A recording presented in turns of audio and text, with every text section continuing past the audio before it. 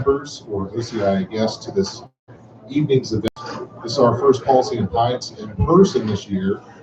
Like everyone else, because of COVID, we've been relegated to online meetings for most of the year since, I think, October. And that's a shift from last year when we were doing in-person Policy and Pints in Tulsa and Oklahoma City each month. This came to a grinding halt with the pandemic. So here we are. So welcome, everybody. Tonight's going to be a good night with a lot of discussion.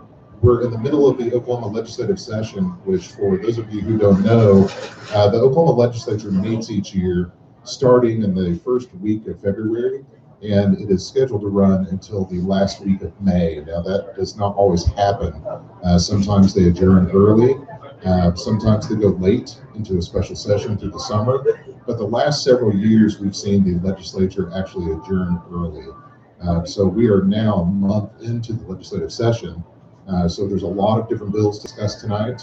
We're going to be joined this evening by a real leader on this issue, State Representative Scott Fettgetter from Mulvey, who has just really been a good friend, a friend of the industry, and a supporter of strong policy. Before we get there, we've got some announcements to make, and we have a guest speaker, or two speakers, so I want to knock that out real quick. Let's go ahead and have Kevin Sign and Mark Hyde come up and speak about some properties that they're looking at. Kevin his family owned the Speakeasy, 51st Street Speakeasy, as well as our corporate headquarters, where we were from 2018 until October, when unceremoniously we had an electrical fire in the attic and they moved us out of there. So really good people. They have some properties to discuss that you guys may be interested, or your clients or partners. So real quick, I'm going to turn it over to you guys and go away. Thank you. Hey, Bud, thank you. We appreciate your grace and your hospitality for having us here tonight. Thank you, guys. We're not going to take up much time. My name is Mark Hyde. I've been in the commercial real estate business for about 16 years. I'm a partner in a firm called Equity Commercial Realty. We've got offices in Norman, Edmond, Oklahoma City, Midwest City. So we're kind of all over the metro. We do stuff statewide. We do stuff regionally, sometimes nationally. And we're not one of the national firms. We're a boutique firm, so we take our clients and our responsibility that lies with finding clients as best as we can very seriously. I've done about, in the last 18, 20 months, I've done probably 150,000 square feet of grow space. Many of you probably know Grow Generation. They're a national company, probably buy grow products there. They're my client. I've done 2 sites for them. I think I've done 13 or 14 dispensaries in the last 18, 20 months. And so got a pretty good experience in the industry and really what you all are looking for typically. So if you all have questions, feel free to reach out to us. We're happy to be a resource. Even if we don't get to deals, that's okay. Relationships are really important to us. And we'd love to start with all of you. So tonight we want to talk to you about a property. One thing I've noticed on the grow side is that growers are really trying to get outside of the metro areas. So we're not seeing as many grows occur in Metro Oklahoma City, Norman, Yukon, Midwest City, Mustang, Edmond. They're trying to get on the outskirts of that. I'll give you an example. The last 2 warehouses that we did on the grow side, we found a warehouse that's 48,000 square feet for $585,000 in Chickasha. That's an absolute steal. But we were able to find it outside the metro. So they avoided some of the stricter rules that you'll find in some of these areas, like in Edmond or Norman, Oklahoma City. So we can certainly help you all with finding those properties that will make the most sense to you. And really, that's what brings us here tonight, is that we have a property that we're just putting on the market that Kevin's secured, and he can tell you all about this property. But it really kind of checks all the boxes from a growth perspective. So just want to tell you a little bit about it, and again, feel free to reach out to us afterwards and ask us any questions you have, and I'll turn it over to Kevin. Again, thanks again, Bud. Hey guys, thanks for your time. The property, I'll get right to it, it's about half a mile west of I-35, just south of Waterloo Road, and just outside of the city of Edmond limits. It's 13,000 square feet. It is 100% HVAC throughout. It already has 3-phase electric, and it already has a dehumidifier installed in it. So a lot of your upfront costs in converting some of the warehouses you're going to run across has been taken care of with this property.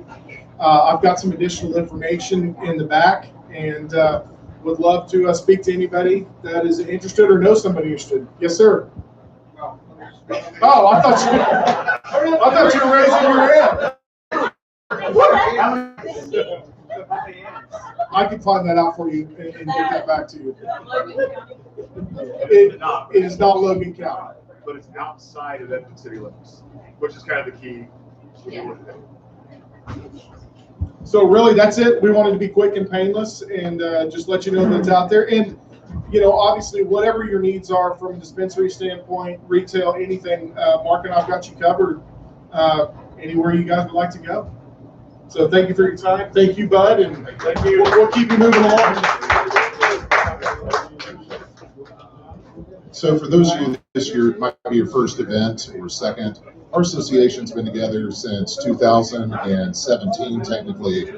We were formed in advance of the vote for State Question 788, which occurred in June of 2018.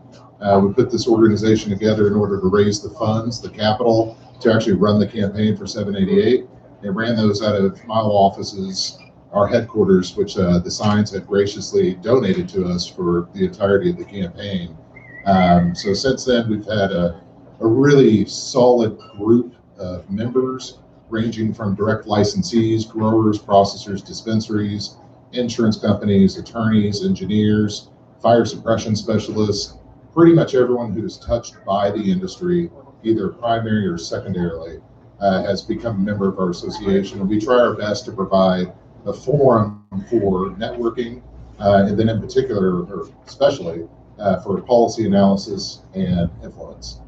We've been very fortunate to have good relationships with the Oklahoma legislature, and more importantly, we've had great relationships with the agencies that regulate the various components of our industry. I've had the pleasure of serving alongside now 2 other cannabis professionals on the OMA Advisory Board since August of 2018. Sometimes we're able to influence their decisions, sometimes we're not. We're more successful at times than others.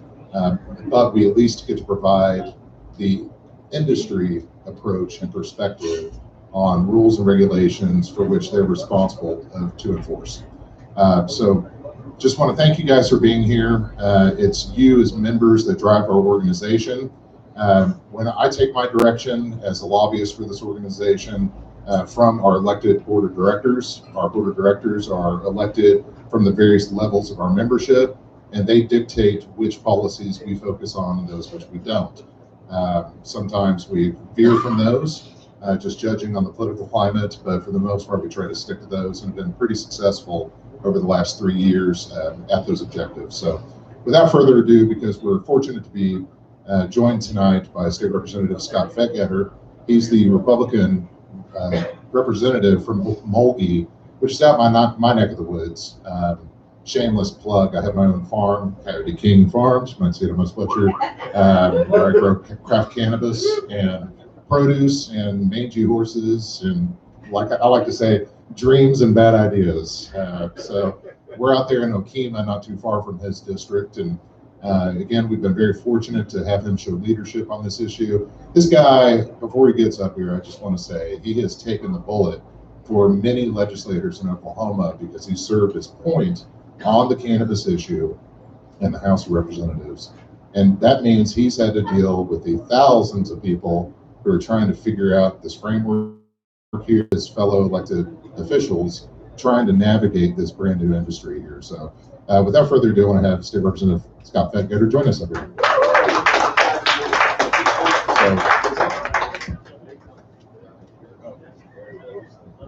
There we go.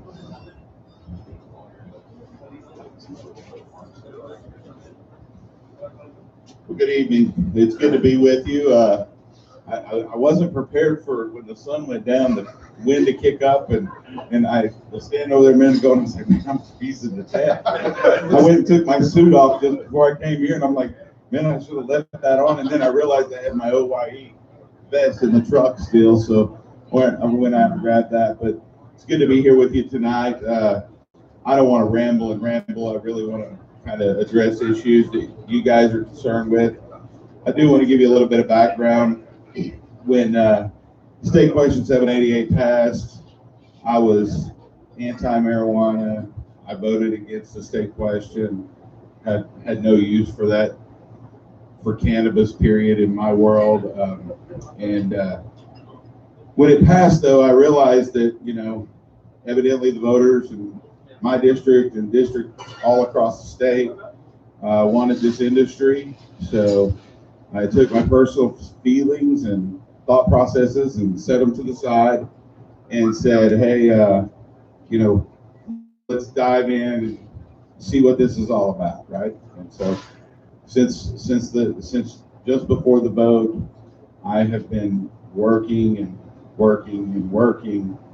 to try my best to understand the industry, the patients, and how to best regulate and legislate the industry for the state of Oklahoma while not strangling businesses, keeping patients safe, and making sure that Oklahoma leads the entire world as it pertains to cannabis. And so now I'm actually filming a little bit of a documentary right now that kind of takes you through that story of a legislator, a Republican legislator, who completely shifted. And so we'll see where it goes. But I'm here to answer your questions.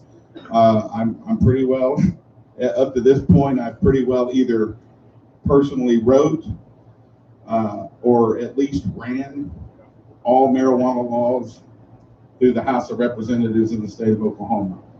And so I've taken a pretty deep plunge into the legislative process on this issue. And I'll tell you, past 2 years, I could pass a marijuana bill with 80 votes in the House of Representatives. Ran 2 bills across the floor last week, did not have the votes to pass them. Talked the Speaker of the House into letting me run those. When I say didn't have the votes, didn't have Republican votes to get them across the finish line. We kind of have a rule that if the Republicans can't pass a vote, we don't put it on the board. Talked the Speaker into letting me put them up. Democrats helped us out. We did get them across the line. We did not get the emergencies put on them. With that being said, we have a lot of struggles in this state as it pertains to cannabis and the medical marijuana industry specific. We have a lot of bad actors, a lot of people breaking a lot of laws. We have very little enforcement. OMMA is not being provided the resources they need from the Department of Health to do the things they need to do to enforce our laws. It's not that we have bad laws, it's just that we have very little enforcement. I have regular meetings with OMMA, I have regular meetings with OB&DD, and the number one topic at those meetings is we have to start enforcing the laws. And there's a lot of pushback in our districts right now. So you may have a representative or a senator who may vote no on a bill. And what I'm trying to get people to understand is when 788 passed, you have a lot of people who now are not so wild about medical marijuana in the state of Oklahoma. And they're pushing on us as legislators saying, you got to rein this thing in, it's out of control. And the black market is just flourished in our state. And those of you who are business owners are being hurt by that. And I'm bound and determined, come hell or high water, I'm going to be the first legislator in the entire country to figure out how to destroy the black market in our industry. And that's my goal, to make sure patients are safe, make sure businesses are not strangled and they can flourish and make a profit, and make sure that we destroy the black market in our state. So with that being said, whatever you want to talk about. All right, thanks, Scott. So, please. So a few things here. One of the points that Representative Feckeder just made highlights the importance of each and every one of you, your business owners, your constituents. You are a part of one of the largest economic infusions and migrations into Oklahoma that I've seen in my 40 plus years in the state.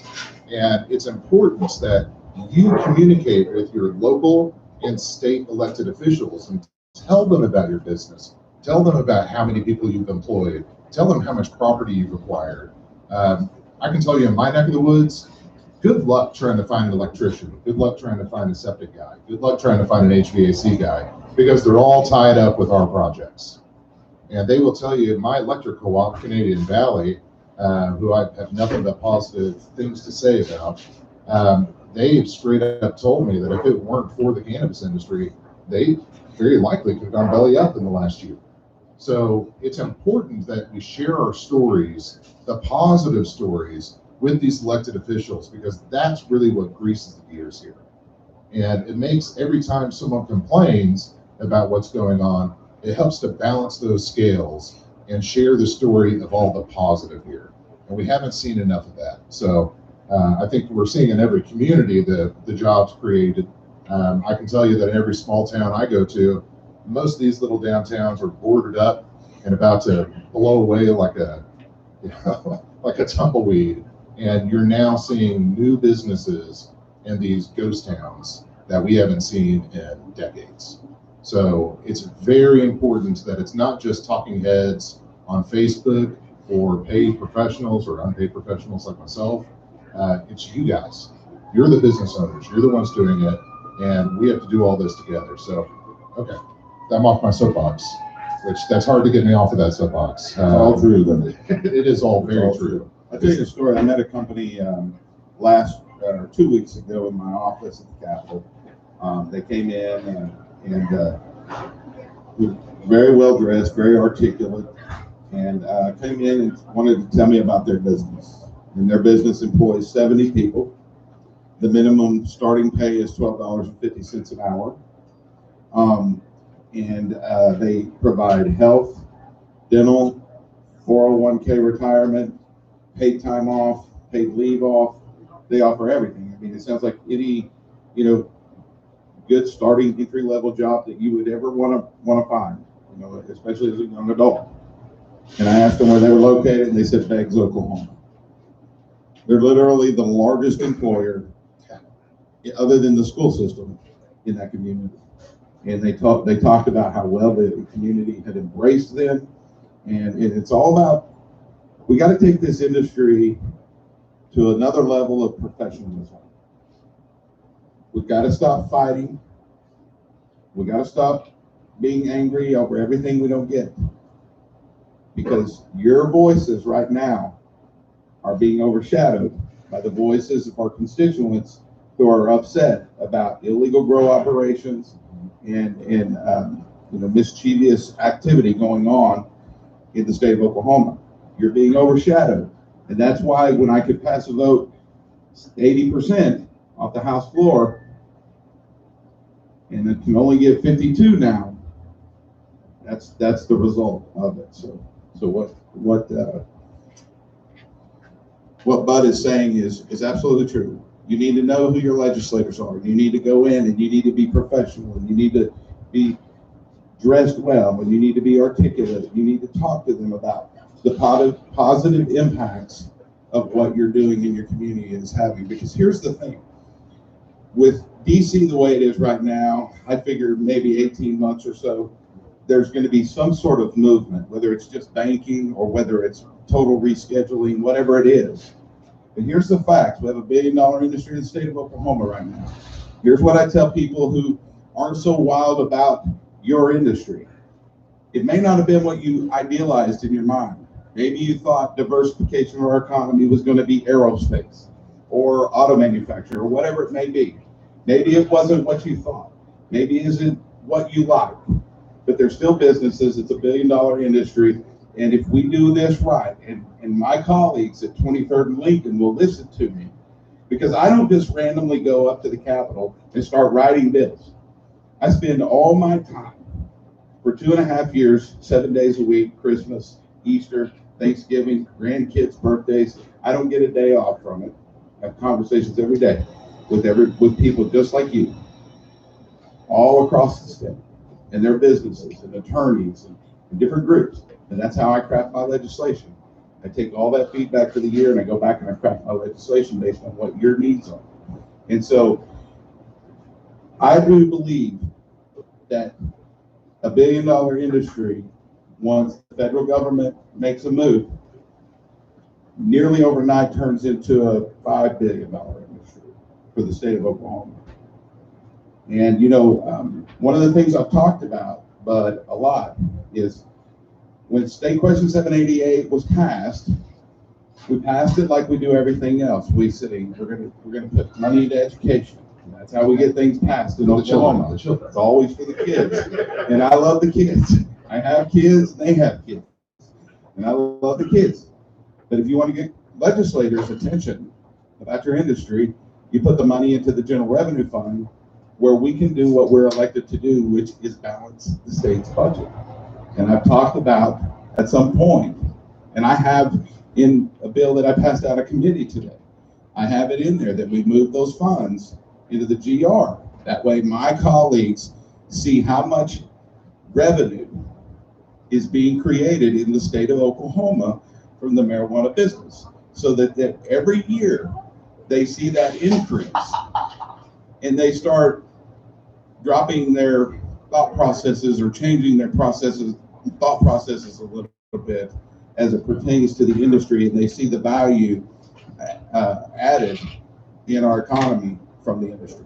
Who's in charge of the funding or determining that funding? So State Question 788, if you don't know, State Question 788 took all the revenue, the 7% excise tax. That revenue went to the Department of Health, which then gets appropriated out to OMMA. Anything that's left over at the end of the year, 75% goes to education, 25% into drug and rehabilitative services. I think last year we put $30 million into education. That's great. I love that. I have voted on more money funding for school education in the state of Oklahoma than my predecessors before me ever did. But here's the thing.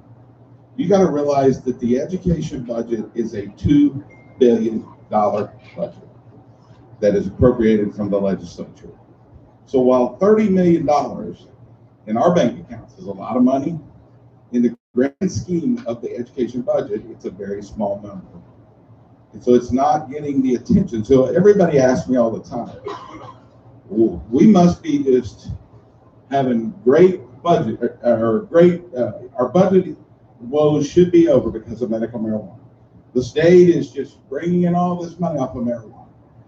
It's just not the truth. It's just not the facts.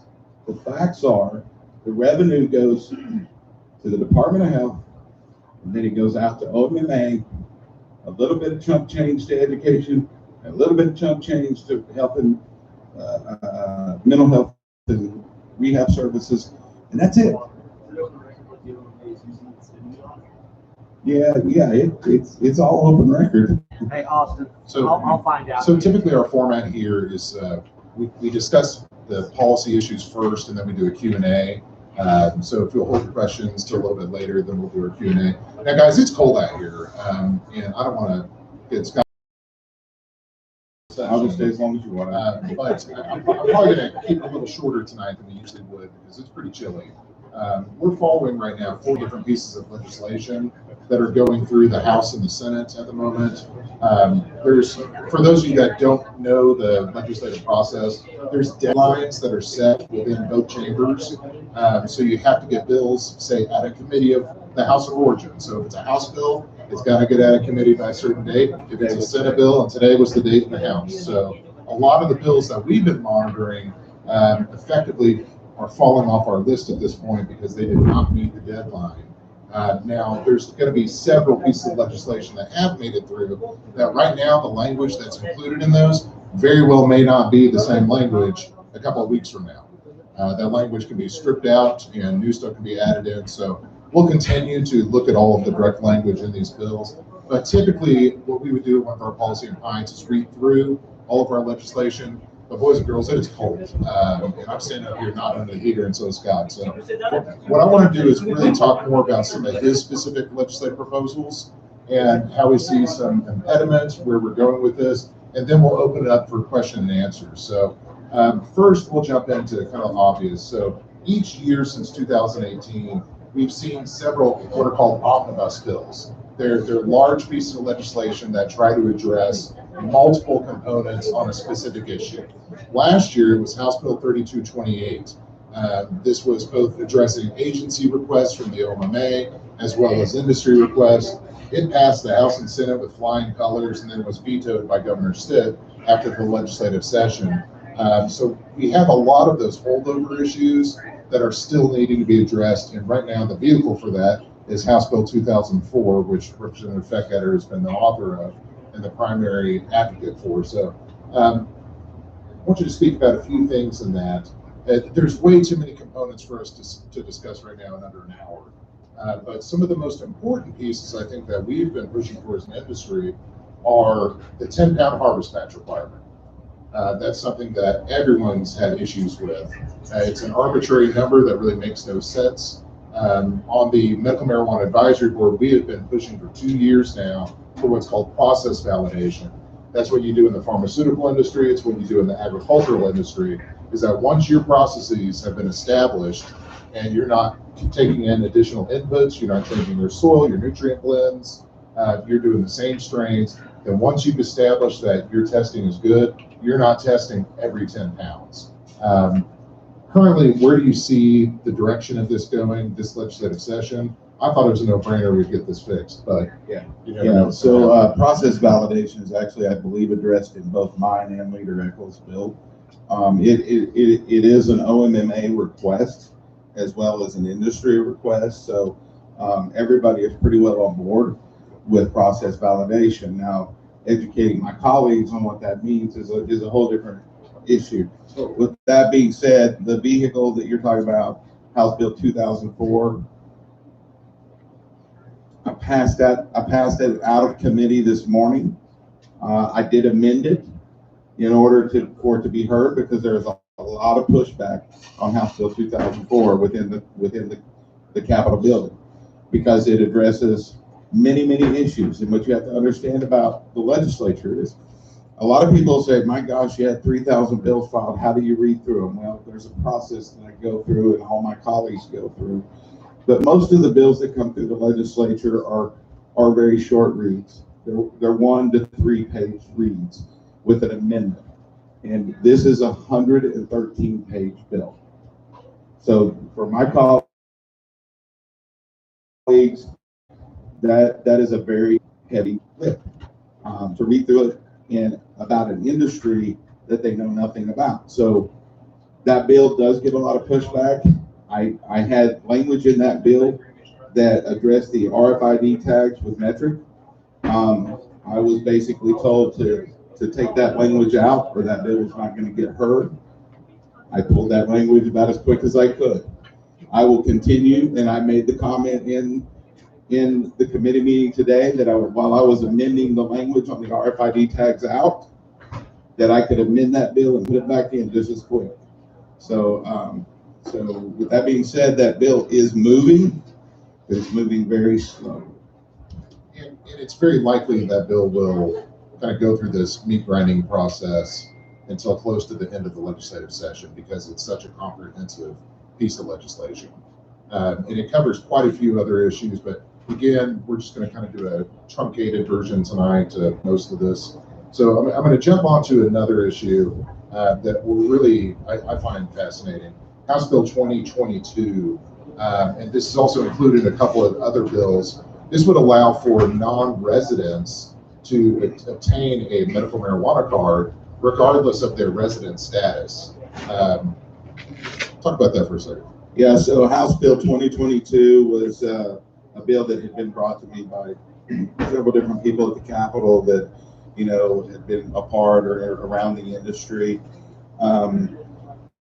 What it essentially does is it says if you live in the United States of America, you can get a doctor's recommendation from an Oklahoma doctor. You can get that recommendation. You can purchase a 2-year medical marijuana license for the price of $200. And anytime you were in the state of Oklahoma, you were able to use that medicine.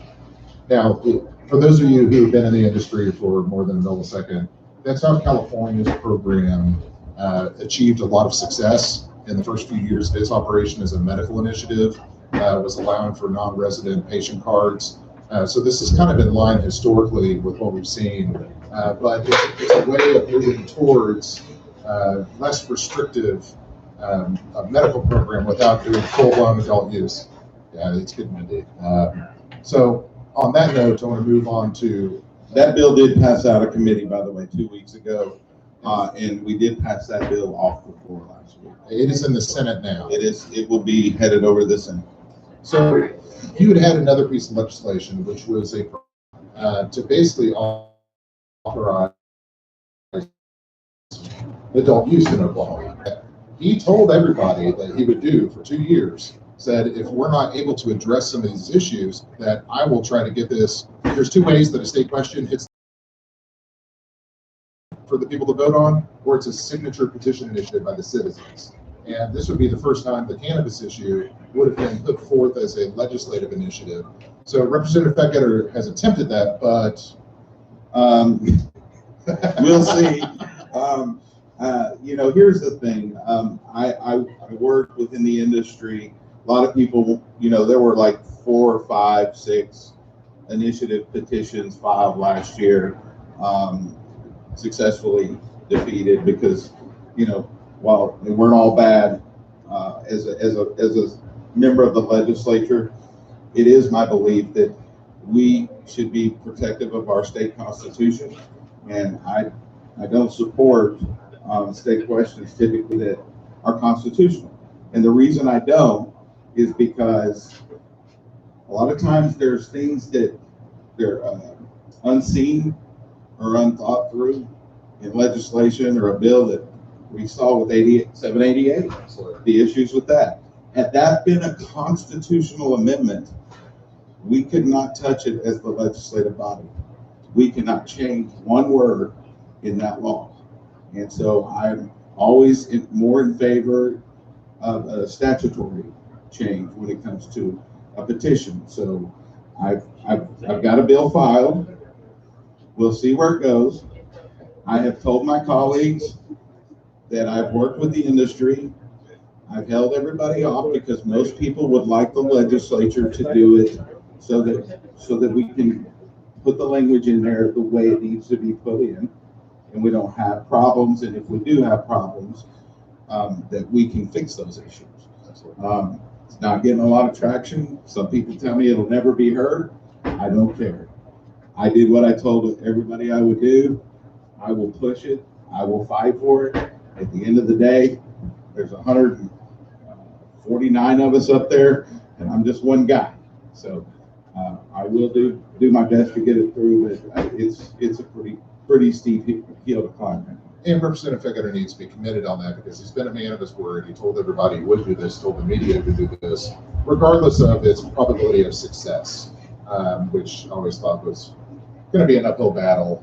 The only reason why our membership group that funded the original campaign decided to support 788 was exactly the reason that Scott just put out there, that we knew it was a non-constitutional, it was a statutory state question, meaning we could come back and change it each year at the legislature. Because you have to be able to do that. You've got to be able to respond to trends and policy development. So it was a smart move. Well, and just to kind of address that just briefly, if you think about 788, there was nothing in 788 that if the federal government made a change, right, that the state of Oklahoma's laws made a change.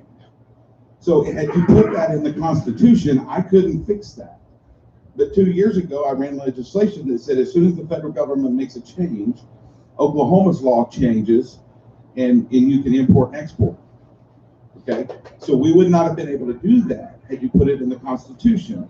This year, we defined that language even a little further and gave OMMA 30 days to put their rules and regulations in place if the federal government does make the change. Now, I'm going to move to the next piece of legislation, House Bill 2023, which is trying to address an issue that we've had for the last couple of years, in particular with the OMMA, where when you apply for a dispensary license, the statute says the of what that school means or what properties are included in that has been kind of a moving target. And we started to see over the last year when people were going for relicensure, they were trying to renew their license. Well, all of a sudden there's a bus barn that the school owns that pops up on the map that's now a school. Even though it has no education purposes, there's no students there, there's no public policy reason for making that as something that would kick you out of 1,000 feet. But we started to see a lot of dispensaries that were not being issued their license by the OMA because of that, and being issued cease and desist letters. So this is something that we tried to address last year, but because of 3228's veto, we're back at it. And this would grandfather in dispensaries established before what, September 1st, 2020, or gets that bill? Was it 2019? 2019, that's right. Yeah. So 2023 actually began as a bill that I worked out with one of my Senate colleagues, and it allowed first transferability of business licenses. That was the initial intent. So if you had a business and you sold your business, then the person who was purchasing the business could go through the licensing process, and as long as they qualified for the license transferred with them. They didn't have to go get a new license, which is important whenever you're buying or selling your business. Most people, when they start up, to sell their business someday. So we felt that that was a necessary place to go. The great thing about this, Bud, is you're going to be shocked to know that the language that grandfathered everybody in that currently owns a medical marijuana license for their business actually can have to protect the people who have already purchased licenses. And so it didn't take me but a split second to say, you're right, and write that in the bill. So that was a good sign to me going into session that I started having senators. So when I got there and I started having these problems, it was a little bit of a shock. For those of you who might not understand that reference, historically since 2018, our industry has enjoyed far more of an open ear and support from the House of Representatives than we have in the Oklahoma Senate. They haven't been quite as embracing of the largest and newest industry in Oklahoma. So that is very good news. That's Senator James Lee Wright from Bristow on that piece of legislation, and that's a very big positive. So I want to jump over to House Bill 2272, which had quite an interesting committee hearing. And see what you think about that. And which one is that? There's so many bill numbers. So 2272 is by Representative Josh West out of Grove. Oh, I got you. And this is the proposed cap on licensure. So this bill would basically say that no more licenses would be issued for growers or processors. Or dispensaries. Well, actually, dispensaries aren't included in it. Oh, did you take it out? Yeah. So it's just growers and processors. And the idea is that if you were in existence, your current license, and then I think there's another provision that would allow before September 1st of 2021, if you're in the application stream or you have your license before then, you would be grandfathered in. However, if your business is inactive, if you have not activated and actually made sales from your business on a consistent basis, that there would be a culling of licenses to the tune of where it would eventually reach 5,000 grower licenses and 1,000 processor licenses. Now, there was no such number placed on dispensaries. This has been an interesting concept. I think there's a lot of diverse opinions on this in the industry, because I think there's a lot of people that feel like there's way too many licenses out there. But that's also the free market program licenses. He came to me and he represents District 5, which is up around Grand Lake, Grove area, and Delaware County. And he said, man, I'm getting killed. He said, I got people in and they're offering their tax money for land. They're buying up all the land. They're setting trailers out there, no plumbing, no electric. They're putting up these tube houses, and they're you know, there's a problem. Something's wrong, and my constituents are angry about it, and they're paying $1,000 or $2,000 an acre more for the land that it's worth, and they're opening up briefcases full of cash just saying settlements in it, right? And we all know what that is. Without it being said, with that being said, when you have legislators that start catching this pressure, listen, I'm catching the pressure, and so are all of my other colleagues are hearing that same thing in every one of our districts. And so whenever you have that type of activity go on and you have that type of pressure, somebody files a bill. File a bill. And sometimes they don't even care if that bill gets heard or not. They just file a bill so they let their constituents know they are working on it. But this has some legs. This bill has legs because so many of my colleagues are catching a lot of grief about nefarious activity going on in their districts, in this industry. It's up to you to police your industry right now because OMMA is not doing the job. If you want my cell phone number, get it from Bud. You can send me information. I will put it where it needs to go. I'm just telling you, this bill could have legs. Now, I offered in the committee meeting and asked Josh if I could potentially amend his bill. The amendment would be, if I recall, it's been a couple of weeks ago and several bills ago, I offered to take the $10,000 fee for the, what was it called? The transfer license. No, the voucher. Yeah. Take the $10,000 voucher and move that $10,000 fee down to $6,000, I believe, and make it good for 2 years, and then you could renew it up to 6 years. Right now in the bill, it's a $25,000 or $10,000 license. I think it's been stripped. I think most of the Did he strip it? language is out. Okay, so they've stripped that.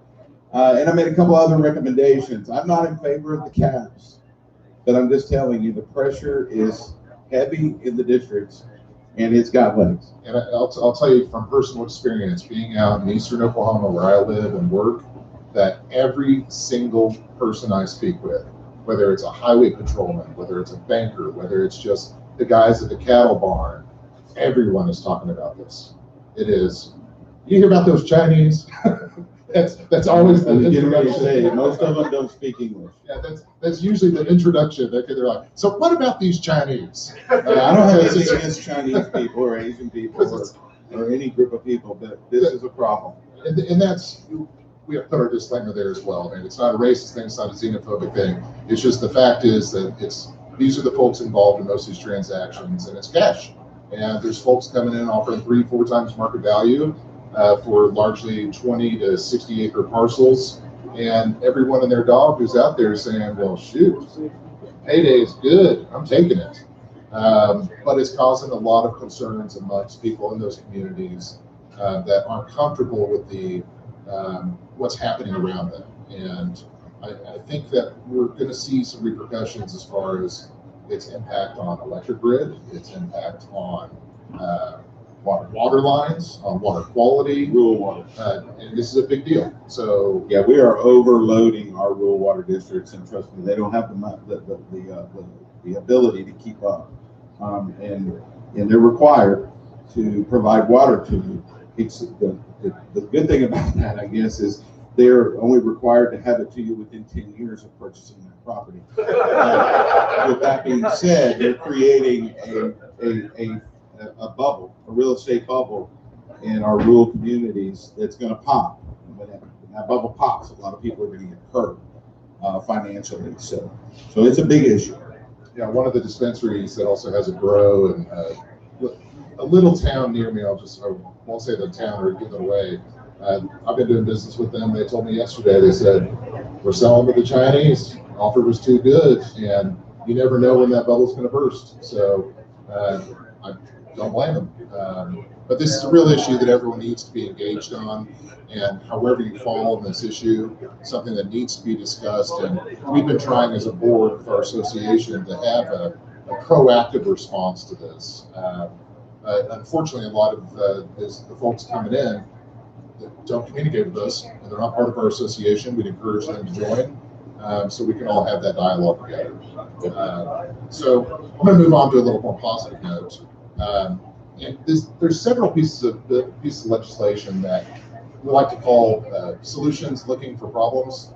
And one of those is the issue of pre-rolls. Now, we have had the various directors of the OMMA since 2018 speak at our events several times a year, and we'd always ask when they were on stage, hey, what can grows and dispensaries do pre-rolls? And there was never a formal ruling on this until recently. There's been an informal opinion on it that only processors can do pre-rolls.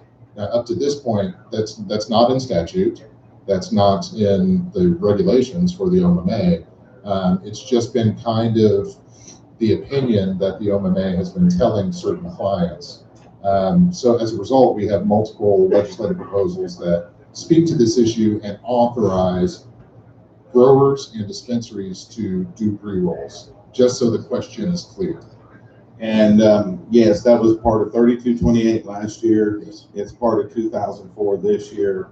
And I believe there may be other language. There may be another bill. So the difference between what I have in my language versus anybody else's that I'm aware of is that my thought process behind the pre-roll was, if at the dispensary level especially is where this all started, was, if you have some shake, in the bottom of the jar, your employees are standing around doing a bunch of nothing at the moment, give them a job, let them do some pre-rolls. It was never intended to start mixing tinctures and, mixing different strains and all this. That was never my intent behind the legislation. Once I put the dispensaries in, of course, the growers, hey, can we do these pre-rolls? And I'm like, look, this is not a deal where we're trying to bypass the processing of pre-rolls. It's never been my intent. People are trying to make that the intent, but that is not the intent. This was just something to give dispensary owners, primarily initially, the opportunity to have something else that's busy work for people who, during a slow time during the day. And it totally makes sense. I mean, unless you're adding hash or you're dipping it in oils or giving it every piercing that you can possibly do. I'm always astounded when I see what's going on with all the pre-rolls. I'm like, good Christ, I just need flour. Who needs all that? But if you're adding all those additives and taking that extra step, then clearly that's processing. Otherwise, it's packaging. That's all it simply is. If I decide I'm going to deliver to a dispensary a pound in flour, or if I decide I'm going to deliver it to them in 5-ounce little bags, at that point, I guess I would be processing the same way as doing pre-rolls. So to me, it's a kind of an issue that shouldn't be an issue, but unfortunately, a lot of things that have been common practice in industry have not translated very well to our regulatory agency. So enough on that. I think we will get that addressed this session next thing. Hope so. So I learned last year not to make any promises. So one piece of legislation that I'm really excited about, because since 2018, even before State Question 788 was passed, I recognized that the health department was the absolute worst place for the medical marijuana agency to end up. But State Question 788 dictated that that's where it ended up. So we were really hoping that it would either be its own freestanding agency, like it is in most states that have a cannabis program, or that it would be housed in an agency that is more prepared and more conducive for this kind of commerce activity. Whether you're talking about agriculture or corporation commission, Jesus. Well, we have House Bill 2647, which Majority Floor Leader Eccles has run, and I believe it has some pretty strong legs. This would place the OMMA and the ABLE Commission, which is Oklahoma's Alcohol Regulatory Commission. I think there's some really strong benefits to this. If we can't get it on its own, at least the ABLE Commission has their own law enforcement. They have their own administrative courts, certificates of compliance, everyone deal with that. That comes out of the alcohol industry. And the ABLE Commission verifies COCs every day with bars, restaurants, breweries. It's not some mystical problem like it's been at the OMMA. I mean, it's been a disaster there. But this is something the ABLE Commission does every day. So that passed Florida. No. That's out of committee. Yeah. So Floor Leader Eccles and I, since the inception of State Question 788, have been hollering from just below the statue on top of the Capitol building that OMMA needs to be a standalone agency. Does not need to be a part of the Department of Health. Department of Health, ever since I've been elected, which is, I'm in my 5th year, has been an absolute disaster. And we have been hollering, screaming, kicking. I had a bill last year to separate them out. We couldn't get the governor on board. Governor Stitt says, no, that's a government. And I'm like, well, I don't really agree with that, but if he won't sign it and I can't get a veto override, there's nothing I can do about it. So John came up with the idea of moving it under ABLE. We've discussed it. And yes, you talk about certificate of compliance. I'm going to tell you a little story here. For the first year, that first summer of legalization of 788, guess who was the call center for OMA? I'm not kidding you. It's very true. I am not kidding you. There was no call center. There was nothing, and everybody was struggling with certificates of compliance. And I literally would sit at a picnic table under a big oak tree out beside my house all year long, and all I would do was field calls from people in the industry needing to get certificates of compliance filled out. I literally, for the first year that this state question passed, was OMA's call center. And it's because I'm just stupid and I give everybody my cell phone number, and I probably shouldn't do that. You probably haven't, if you've ever heard me speak before. But yes, that's a bill that I'm hoping that we can get through. The governor, by moving it, he looks at it a little differently, I believe, into ABLE. He looks at it more like consolidation, Yes. as opposed to growing government. I don't know. But hopefully that will get some traction, have some traction. Well, I'm reading the tea leaves on this week, Governor Stitt announced his new cabinet secretaries and multiple leadership positions. And in their flow chart of how these different cabinet level positions work, the OMMA has been shifted under public safety, which is where the ABLE Commission is housed. It has been shifted out of the Secretary of Health and Human Services, which is where the health department is. So if I'm reading the tea leaves on this, that is a very positive sign. And if I'm reading the tea leaves, I would agree with you, but just know that that could change tomorrow. Always, everything here. It could move right on back. So last bill I want to jump here before we do any Q&A. Senate Bill 522, this is something that our board has opposed pretty strongly. Senator Zachary Taylor has pushed this, and we view this as a pure money grab and unnecessary. It's an approach, it's an attempt by a company that actually prints badges for employees in the industry and wants to mandate that the OMMA would be required to contract with a third-party company to issue these security and verification badges to all of our employees. Now, there is no statute on the books that requires any such thing now. There's no rules that requires any such thing. So it's quite excessive. I'd like to get your input on that. Yeah, so I'm going to go back to what I said earlier. Because of the nefarious activity that does and has been going on in the industry, any bill that has any resemblance of cranking down is going to have legs. So this bill will have legs, and I will be in that conversation as to, so here's what you have to understand. Just if you see Representative Feckeder go on some kind of a rabbit trail of like medical marijuana waste, my gosh, I authored that in the House, and Bud will tell you I did a lot of cleanup on that bill. It was really bad before I got a hold of it. Just because you see me working on a bill or even maybe vote for a bill doesn't necessarily mean I agree with it. But if I put work into a bill and try to help it be better, then it's hard for me to vote against it. So it doesn't necessarily mean I like the bill. But if the author of the bill allows me to help with the bill, get it better as best we can, if it's got legs, I'm going to jump in there and I'm going to try to help and make sure that it does the least amount of damage or harm to the industry as possible. But this bill, I think, will have legs. And so on that point, I encourage you as a professional in the industry to reach out to your senator, reach out to your state representative, and explain that something like this has good intentions. It may be intended to curb some of the illicit activity that is going on, but those people are just going to keep doing that.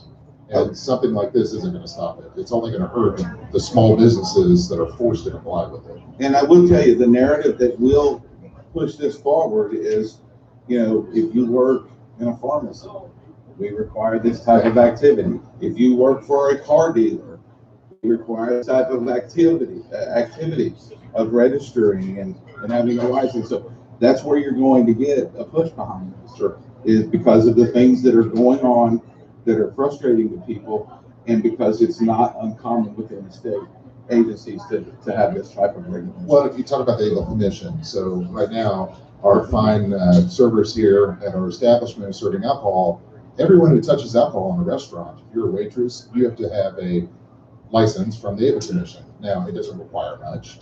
It's not an extensive background check, but you have to pay your $25 and get it every year. I think that's what it is. 35. 35. Yeah, like 31. So something like that is very reasonable. However, what I had big problems with, much like on the metric issue, is using state policy to be a cash cow for a specific company. And this is a mandate that the state agency contract with a third party to do this. When, for example, the Able Commission issues these licenses every day to everyone who comes in and gets their personal handler license. So I appreciate your input on that. We're gonna keep this short, guys. It's chilly. I don't think we predicted it was gonna be this cold tonight. Well, yesterday it said like 70 to 68 to 70. Yeah, I would have been inside it. Anyone, let's start with Q&As. Austin? Why use a third-party company when you just use the same way you're doing the transport license? Just set it up like that and make it a more reasonable price. Question is, why use a third-party company under that provision we were just discussing, rather than the agency just doing it themselves like they are with the third-party transporter licenses, et cetera? That's a good point. Although they bought their own printing machines to run those IDs with. It was part of their appropriation. So yeah, there's no reason they can't do that themselves. So let me be on the opposite side of you here. I would say enforcement in the state of Oklahoma, as far as the bureaucrats are concerned, has been a disaster. This is a company that does have experience in other states in this industry. They know what they're doing. And so if you're going to have an option, you might, if you were on the opposite side of the issue, you might say, maybe I would rather have a company that has some experience doing this and this would be well. Sure. So you're giving them enforcement. No, background checks. Background checks and issuance of the actual just license itself. So I think they print that. The enforcement still comes from them. And again, I'm just standing on the other side just to try to explain so you'll understand how colleagues of mine that would support this is how they're going to think. And just so everyone knows, I mean, OMMA has no regulations on workers right now. It's all, those regulations are from the Bureau of Narcotics, which basically apply the same ownership restrictions to your employees. Now, if they come out and audit you, they're going to ask for your employee files. They're going to want to see that someone wasn't convicted of a felony within the last 70 years. It's, again, the same way that applies, but this Bureau of Narcotics that enforces on that right now. Next question. Any questions? Any questions? Or are we going to keep it short and sweet tonight? Hey, let me verify. We got 20 people watching online, so let me Okay, verify. do we have online questions? Because it is cold. But as you fill that up, just to recap again on the Yeah. dispensary pre-rolls, are we clear on dispensary pre-rolls, but not grows? I know you kind of went through that. No, it's the language is out there would include grows and dispensaries. Yeah, yes. To your question, the 10-pound batch rule, there was a bill dropped in committee today that made some changes. If you want to go get that and put that out there, but I don't know all the changes in it. Just so you'll know, the 10-pound batch rule, where it came from, I'll give you the history. I was sitting in the bicameral bipartisan marijuana committee that we had when 788 passed.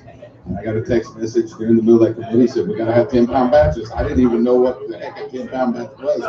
I just raised my hand and said, hey, because it came from industry, it was an industry group, or industry person, or lobbyist, or Not me, by the way, not me. no, and said, hey, we gotta have 10-pound batches. I raised my hand and said, hey, we gotta do 10-pound batches, and then we got 10-pound batches, and we see so there will be a lot of changes to that process. Yes, sir. Yeah, it's not gonna go Well, down. no, on everything's out right now, but is there any plans on changing the 2-year requirement for a transport agent? Still, or is that gone away? It's addressed in my bill. 2004 is addressed. There's no reason to have a 2-year residency requirement for a transport agent. Now, has that bill come out of committee? And come out of committee today. Okay, awesome, thank you. Yes. Okay, fine, I gotta run. You made the speech up there while we know about it. Hey, guys, we're still Not implementing too many rules, being a burden on different industries. But the only thing just keeps adding rules. Yeah, I think bureaucracy, sometimes they get bored and they just try to figure out something else to add. The new testing standards were a killer, man. I mean, I've got friends that drop out of drugs. We got a state lab that has not put a test out in 6 months. No results out. Anybody that's had I tried to get state lab done. I still don't have a lab. I dropped off samples. They ground them, split them in 3 different parts. Took them to 2 different labs. We're over 50% apart on their findings.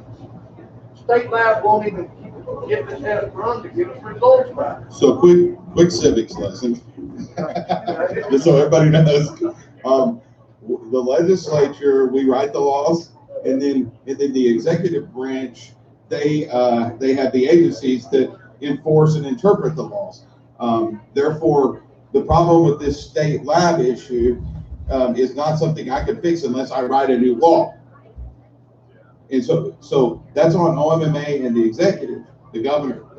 And the governor has resisted me on all medical marijuana changes until this year. He has told me, come sit down, let's talk, and you tell me what we need, because he knows. So I see that problem.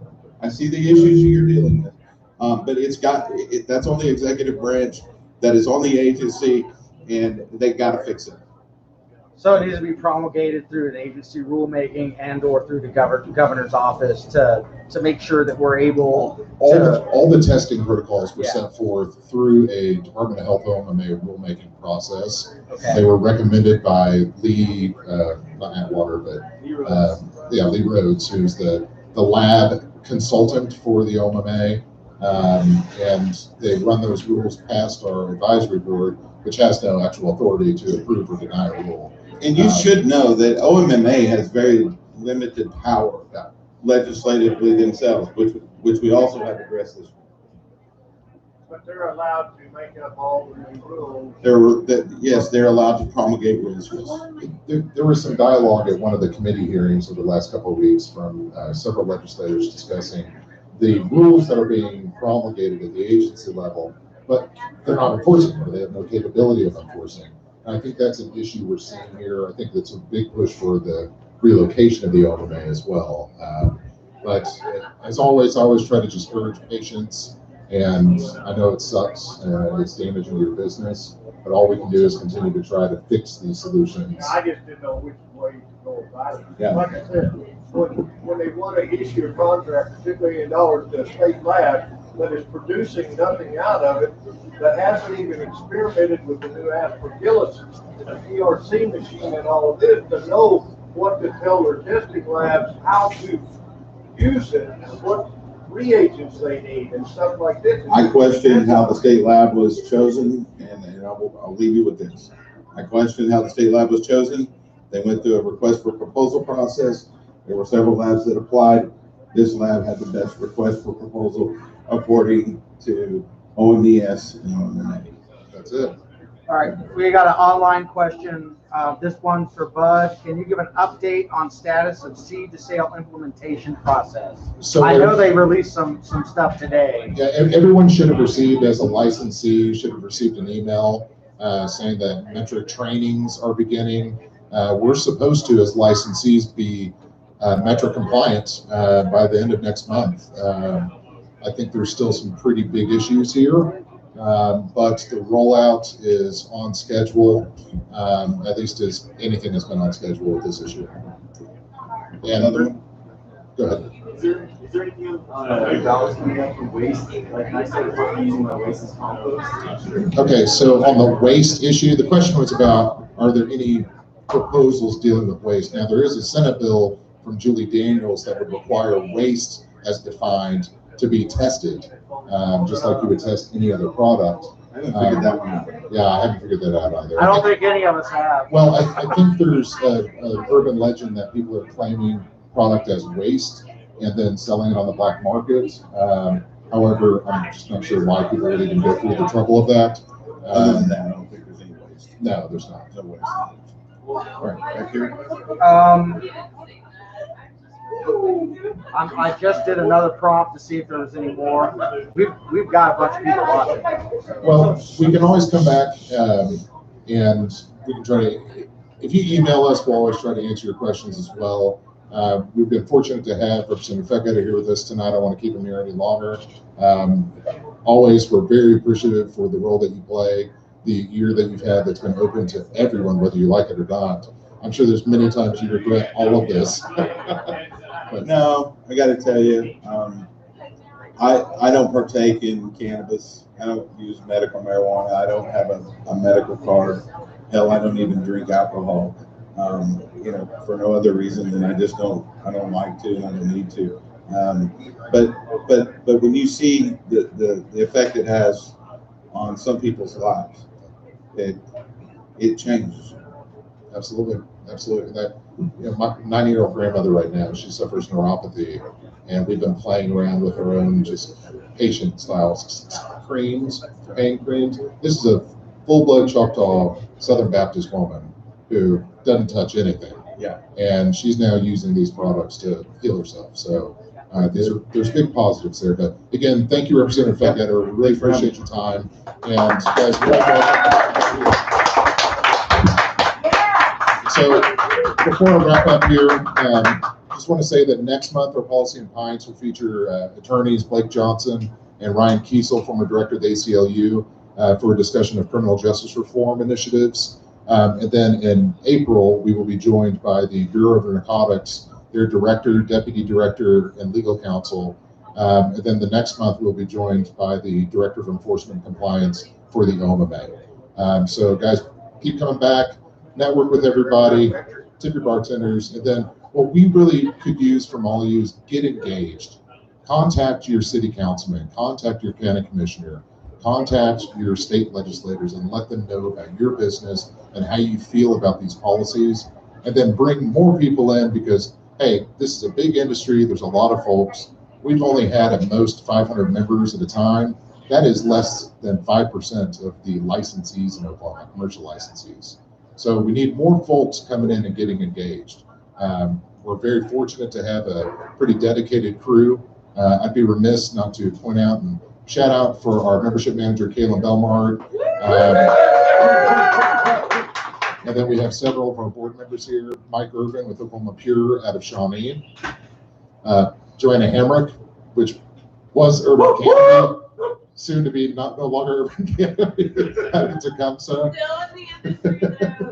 And Lawrence Cadrigal, Green Grove CPAs. I think that's all of our board members here tonight. So again, thank you guys. Tip your bartenders, stick around, and have a great night. Hey, bud.